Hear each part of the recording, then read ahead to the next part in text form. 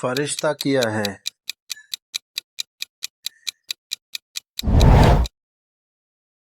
فرشتہ اللہ تعالیٰ کی نورانی مخلوق ہے۔ کیا فرشتے اللہ تعالیٰ کی نافرمانی کرتے ہیں؟ نہیں، وہ ہمیشہ اللہ تعالیٰ کے حکم کی اطاعت کرتے ہیں۔ کیا فرشتے ہماری طرح کھاتے پیتے ہیں؟ نہیں، وہ انسانوں کی طرح کھانے پینے کے محتاج نہیں۔ کیا فرشتے ہماری طرح نظر آتے ہیں؟ عام طور پر ہم انہیں ان کی اصل صورت میں نہیں دیکھ سکتے۔ فرشتوں کی تعداد کتنی ہے؟ ان کی مکمل تعداد اللہ تعالیٰ ہی جانتا ہے۔ فرشتوں پر ایمان لانا کس چیز کا حصہ ہے؟ ایمان کے بنیادی ارکان میں سے ہے۔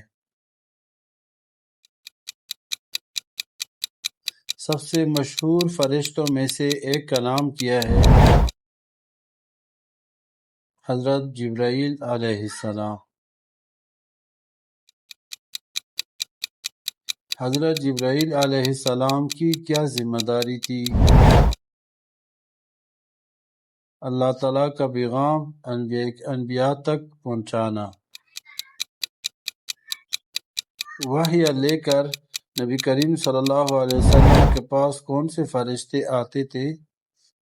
حضرت جبرائیل علیہ السلام۔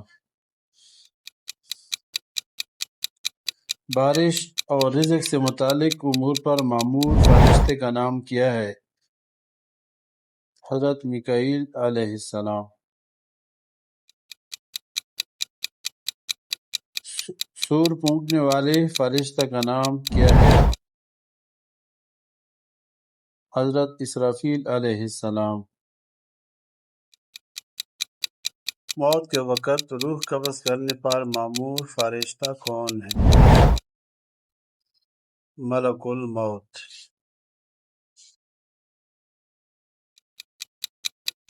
کیا فرشتے انسان کے اعمال لکھتے ہیں؟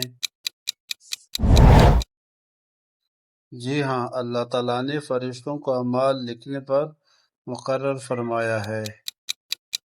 انسان کے دائیں اور بائیں اعمال لکھنے والے فرشتوں کو کیا کہا جاتا ہے؟ کرامن کاتبین۔ کیا فرشتے اللہ تعالیٰ کے حکم کے بغیر کوئی کام کرتے ہیں؟ نہیں، وہ اللہ تعالیٰ کے حکم کی پیروی کرتے ہیں۔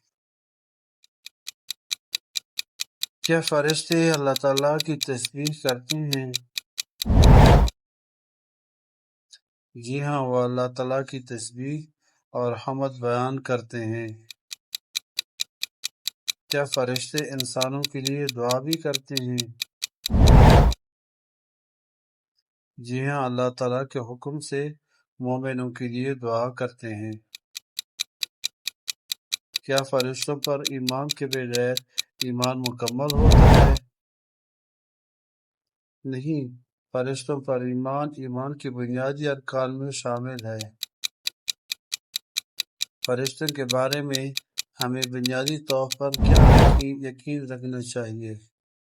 یقین رکھنا چاہیے کہ وہ اللہ تعالیٰ کے مخلوق ہیں اور اس کے حکم کی اطاعت کرتے ہیں۔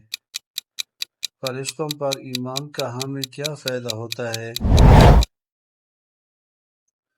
ہمیں احساس رہتا ہے کہ ہمارے اعمال لکھے جا رہے ہیں، اس لیے ہم نیک اعمال کیے۔